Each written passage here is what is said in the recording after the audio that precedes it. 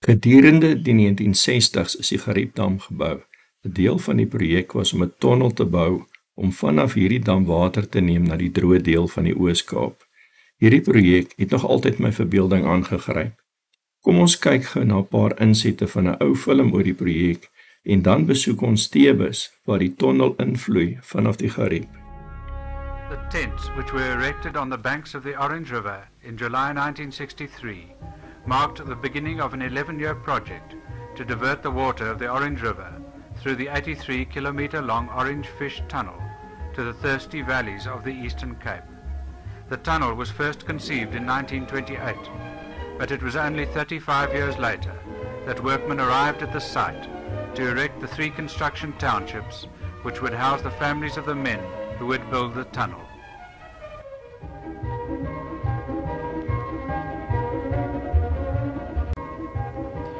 By now, Overston was ready for occupation, and the new road along the line of the tunnel was open to traffic. This road twisted up the Falkrans Pass and linked up with the construction township of Midshaft, perched on the watershed.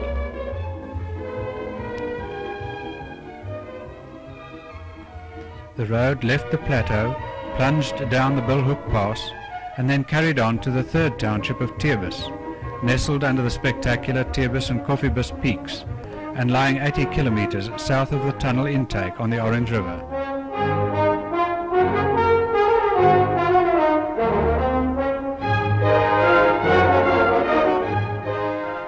It took 4 years to build the townships and access roads along the tunnel route. Then, in 1968, the first of the tunnel contractors arrived on the site and soon set to work on the construction of the tunnel itself. Flags marked the sites of the 7 shafts, each spaced 12 kilometers apart, which would be sunk down to tunnel level. From the bottom of each shaft, excavation would proceed northwards and southwards to meet up with the headings from the adjacent shafts. The points of breakthrough would be hundreds of meters below the ground and 6 kilometers from the starting points.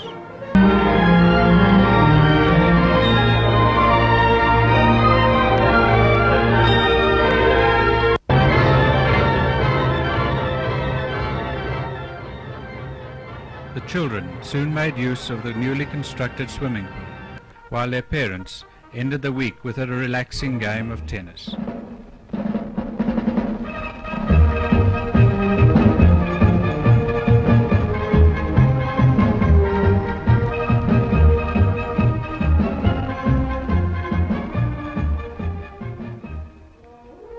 The highlight of the year was the long-awaited visit by Father Christmas. There were no reindeers in the Karoo, but the children made no objection when he arrived in a gay red aeroplane instead.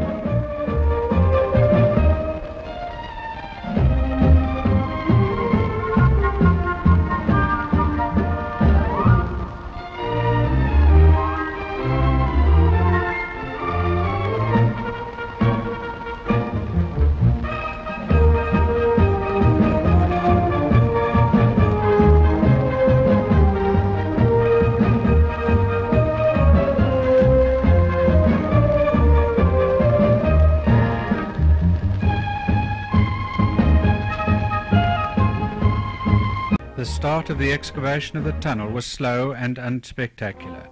The soft weathered shale had to be held in position, while the first few meters of the tunnel were excavated and trimmed by hand. Construction workshops were erected in the bush-cleared area, and a start was made on the construction of the intake tower, which would lead the water from the dam into the tunnel.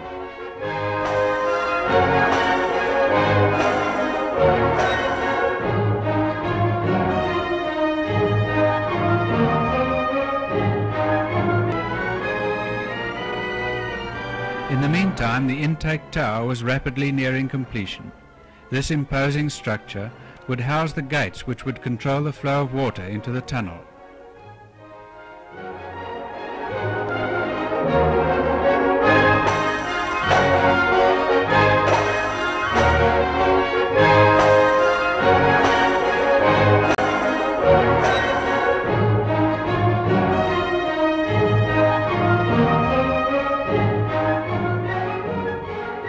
Engineers in their small office at the shaft bottom made the final calculations before the first breakthrough in the tunnel. Notwithstanding the careful calculations, there was always the chance of two adjacent headings not being precisely aligned at the point of breakthrough. But the die had been cast. The final round had already been drilled, and all was ready for setting off the historic blast.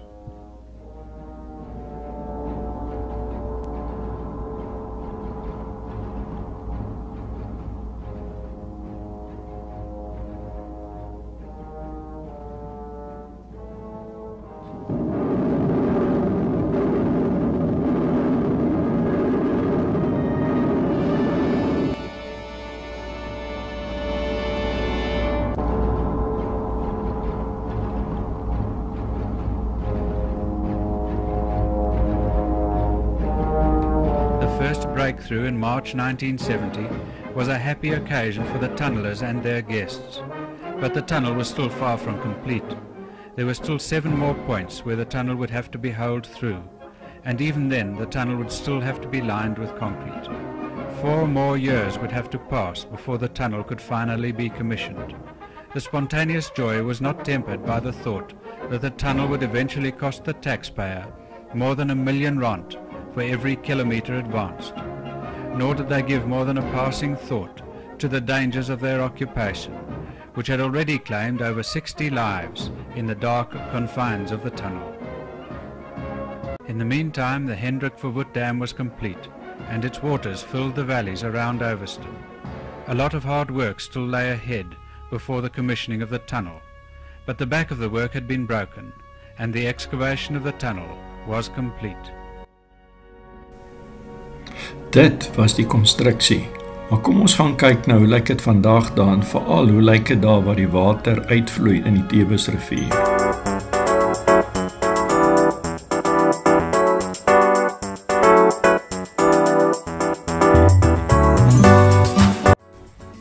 Om daar uit te kom, neem ons die N1 vanaf Bloemfontein in die rigting van Koelsberg.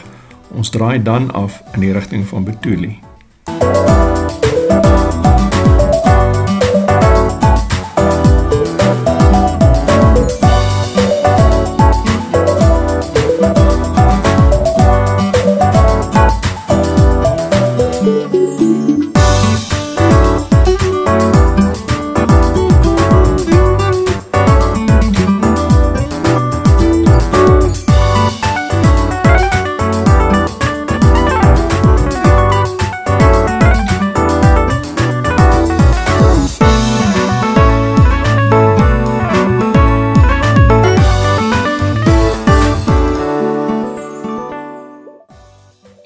Betulie is aan die bopunt van die dam geleë, so wat 50 km vanaf die damwal. Om die rivier te kruis, ry mens oor die brug wat vir beide voertuie en treine gebou is. Die brug se lengte van 1150 meter maak hom die langste brug in Suid-Afrika.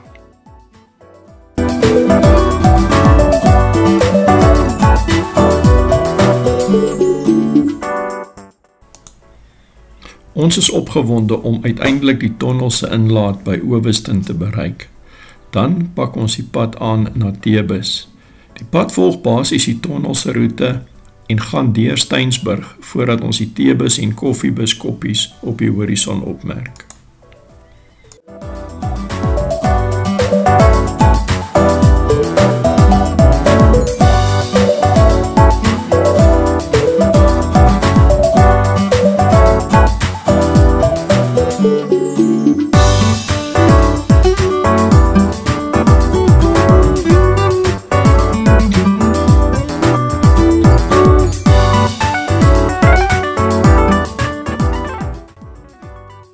Die tonnel se uitlaat is op die plaas Fonteintjie. Ons het gereël om daar te kamp vir die aand. Die boervrou, Willemien, ry voor om ons die uitlaat te gaan wys.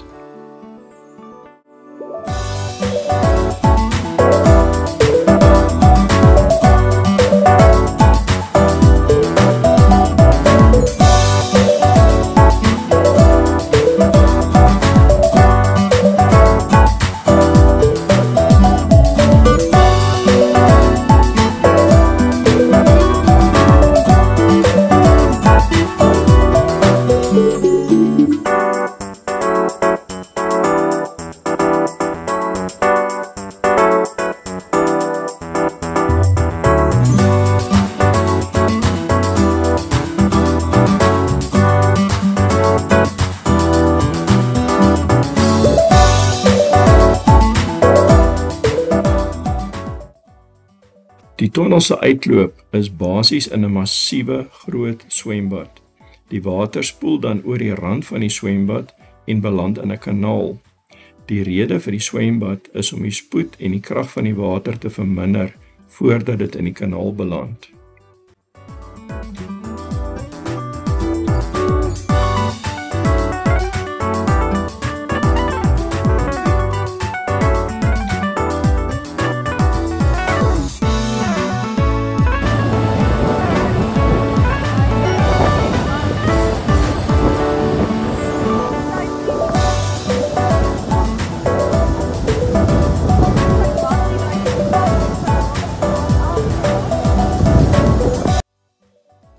Hierdie ring is langs die swembad opgerig en wys vir ons hoe groot die tonnel werklik is.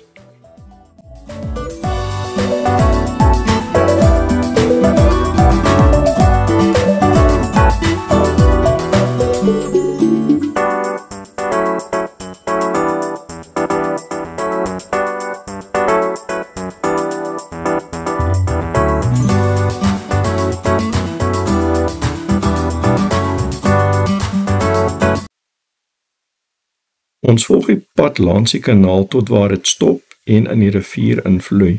Hier's groot blokke gebou in die kanaal om die krag en die spoed van die water verder te verminder.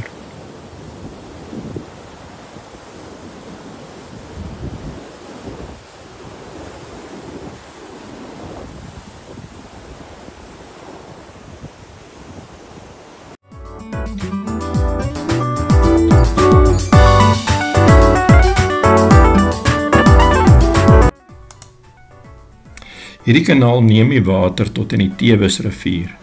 Hiervandaan vloei dit met die Groot Brakrivier na die Graasrietsdam. Vanaf hierdie dam vloei die water na die Grootvisrivier en die Kleinvisrivier. Nog tonnels en nog kanale volg.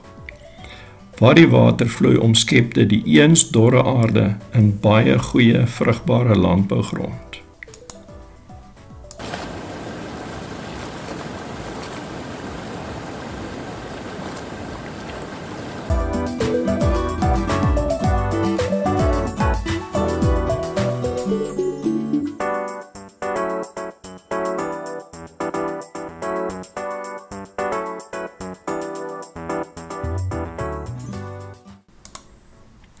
Ek het voorheen genoem dat ons op die plaas van Johan en Wilhelmien gekamp het.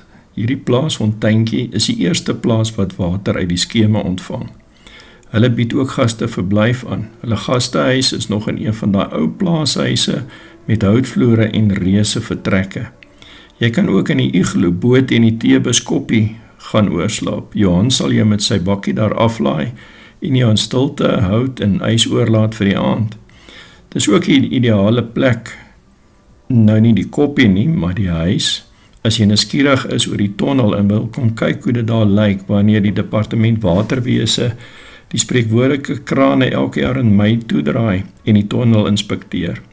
Ons laat fonteintjie se kontakbesonderhede in die kommentaar onder die video.